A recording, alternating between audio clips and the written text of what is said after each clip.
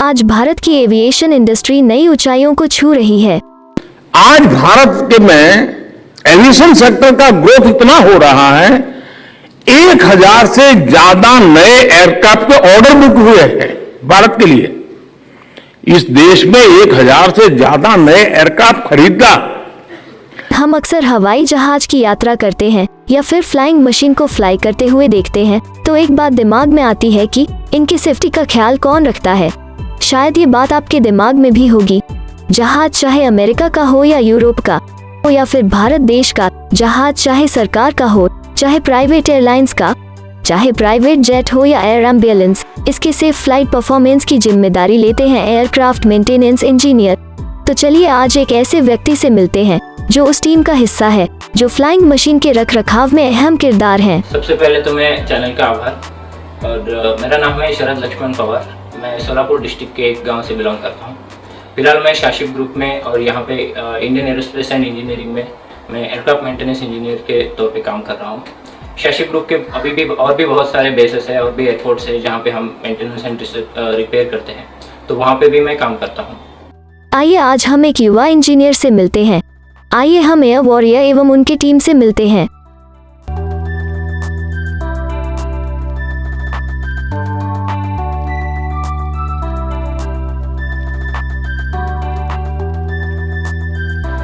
शरद जी, आप हमारे दर्शकों को बताइए कि ये एयरक्राफ्ट मेंटेनेंस इंजीनियर कौन होता है और एयरक्राफ्ट के सेफ परफॉर्मेंस में इनका क्या योगदान है। देखिए, अगर शब्दों में मतलब अगर ये एयरक्राफ्ट मेंटेनेंस इंजीनियर के बारे में शब्दों में बताने जाए तो काफ़ी मुश्किल रहेगा। आज तो मुझे खुद भी बिलीव नहीं हो रहा है कि मैं एक एयरक्राफ्ट मेंटेनेंस इंजीनियर हूँ और मैं किसी एयरक्राफ्ट की रेस्पॉन्सिबिलिटी ले रहा हूँ। आज उस एयरक्राफ्ट को मैं सर्टिफाई कर रहा हूँ। एयरक्राफ्ट इंजीनियर क्या है कि एक director general of civil aviation के अंडर में लाइसेंस इशू होता है। एक इंडियन कॉन्स्टिट्यूशन में एक एक्ट बना हुआ है, एयरक्राफ्ट एक्ट 1937। उसके अंडर एक रूल आता है, रूल 61, और रूल 61 के अंडर में एयरक्राफ्ट मेंटेनेंस इंजीनियर का लाइसेंस इशू होता है। ये लाइसेंस कौन इशू करता है? ये director general of civil aviation, ministry of civil aviation, government of India की तरफ से ये लाइसेंस इशू होता है।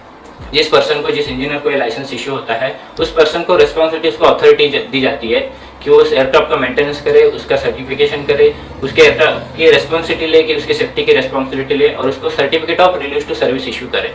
जब तक ये certificate of release to service issue नहीं होता है, कोई भी एयरक्राफ्ट टेक ऑफ नहीं कर सकता, कोई भी एयरक्राफ्ट फ्लाइंग नहीं कर सकता। तो ये रिस्पॉन्सिबिलिटी होती है एयरक्राफ्ट मेंटेनेंस इंजीनियर की। वो उस एयरक्राफ्ट, उसके कंपोनेंट्स और हर चीज जो भी इस एयरक्राफ्ट से रिलेटेड है उसकी वो रिस्पॉन्सिबिलिटी लेता है। आपको जान के गर्व होगा कि भारत दुनिया का तीसरा सबसे बड़ा डोमेस्टिक एविएशन मार्केट है। शरद जी, हम जानना चाहते हैं कि एयरक्राफ्ट मेंटेनेंस इंजीनियरिंग की पोस्टिंग कहाँ होती है। देखो, एक इंटरनेशनल बॉडी है जिसे हम इंटरनेशनल सिविल एविएशन ऑर्गेनाइजेशन कहते हैं, जिसके टोटल 193 मेंबर कंट्रीज हैं। अब इस कंट्रीज में जितने भी एयरक्राफ्ट फ्लाइंग कर रहे हैं उन सभी का एयरक्राफ्ट का जो मेंटेनेंस है वो वहाँ के अप्रूव्ड ऑर्गेनाइजेशन में ही हो सकता है। वहाँ की जो रेगुलेटरी बॉडी होती है वो उसको अप्रूवल देती है। अब ये जो ऑर्गेनाइजेशन है इनको अप्रूवल कैसे मिलता है, किस बेसिस पे मिलता है? तो उनके पास सफिशिएंट इंफ्रास्ट्रक्चर होना चाहिए, सफिशिएंट मैन पावर होना चाहिए, जैसे एयरक्राफ्ट मेंटेनेंस इंजीनियर्स हैं। तो जब ये सारी चीज़ें वहाँ फॉलो होती है तभी वहाँ पे अप्रूवल मिलता है। जैसे अगर हम इंडिया की बात करें तो हमारे यहाँ पे डीजीसी है, एक रेगुलेटरी बॉडी है। ये रेगुलेटरी बॉडी ऑथराइज करती है, जैसे कि एयर इंडिया है, इंडिगो है, गो एयर है। तो ये सभी जो एयरलाइंस है इनका मेंटेनेंस या तो वो अपने खुद के 145 अप्रूव्ड मेंटेनेंस ऑर्गेनाइजेशन में करते हैं या फिर वो मेंटेनेंस का कॉन्ट्रैक्ट किसी और ऑर्गेनाइजेशन को देते हैं जो मेंटेनेंस का काम करता है। जैसे कि अगर हम अपने शाशिब ग्रुप के बारे में बात करें तो हमारे total 6 DGC approved maintenance organisation है जहाँ पे हम मेंटेनेंस का काम करते हैं। इधर हम एयरक्राफ्ट मेंटेनेंस करते हैं, कुछ जगह पे हम कंपोनेंट मेंटेनेंस करते हैं। जैसे अगर हम बात करें शाशिब फ्लाइंग एकेडमी गुना, वहाँ पे हम एयरक्राफ्ट मेंटेनेंस का काम करते हैं। ARDC जमशेदपुर है, भुवनेश्वर है, जहाँ पे हम एयरक्राफ्ट मेंटेनेंस का काम करते हैं। ISPL भोपाल है, जहाँ पे हम कंपोनेंट मेंटेनेंस का काम करते हैं। ये Indian aerospace and engineering Mumbai, जहाँ पे हम अभी बैठे हैं, यहाँ पे हम कंपोनेंट मेंटेनेंस का काम करते हैं।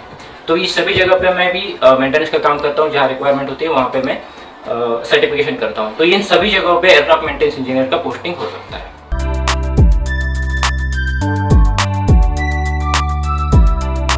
शरद जी, हम अपनी एविएशन की जर्नी की शेयर कीजिए। एक काफ़ी सपने जैसा है मेरे लिए। आज मैं काफ़ी प्राउड फील कर रहा हूँ कि मैं अपना एक्सपीरियंस, अपनी जर्नी शेयर कर रहा हूँ। 12वीं के बाद मैंने शाशिब ग्रुप भोपाल से मैंने अपना ट्रेनिंग कंप्लीट किया, एयरक्राफ्ट मेंटेनेंस इंजीनियरिंग का कोर्स कंप्लीट किया। उसके बाद मैंने जो एक रिक्वायर्ड एक्सपीरियंस है वो रिक्वायर्ड एक्सपीरियंस गेन किया काफ़ी जगह से। उसके बाद आज मैं शाशिब ग्रुप में ही एयरक्राफ्ट मेंटेनेंस इंजीनियर के तौर पे काम कर रहा हूँ। अपने शाशिप ग्रुप के टोटल 9 ट्रेनिंग ऑर्गेनाइजेशन है पूरे इंडिया में, जहाँ पे हम एयरक्राफ्ट मेंटेनेंस इंजीनियरिंग का ट्रेनिंग दिया जाता है। साथ में 6 ऑर्गेनाइजेशन है जहाँ पे मेंटेनेंस का काम किया जाता है। तो आज मैं इस 6 ऑर्गेनाइजेशन में मेंटेनेंस का काम कर रहा हूँ, वहाँ सर्टिफिकेशन का काम कर रहा हूँ।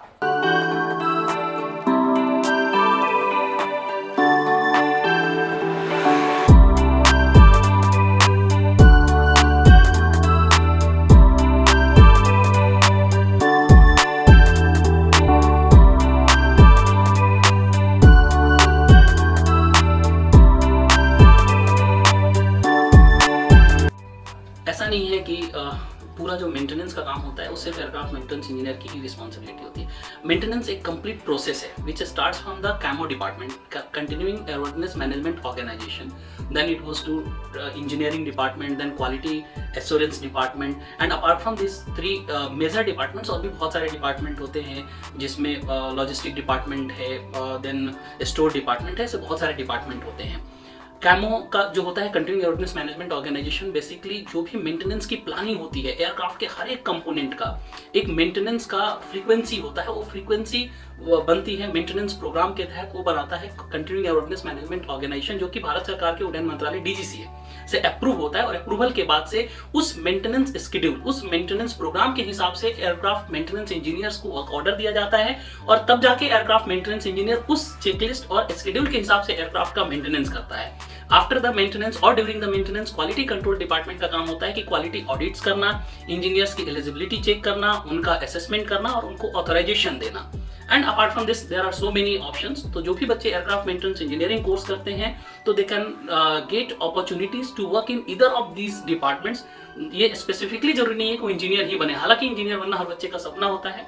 जैसे मैं अगर अपनी बात करूं तो I have also done my aircraft maintenance engineering college from शाशिप group, and now I am working as a DGCA approved post holder, that is quality manager in Shaship Group only at Indian Aerospace and Engineering, Navi Mumbai.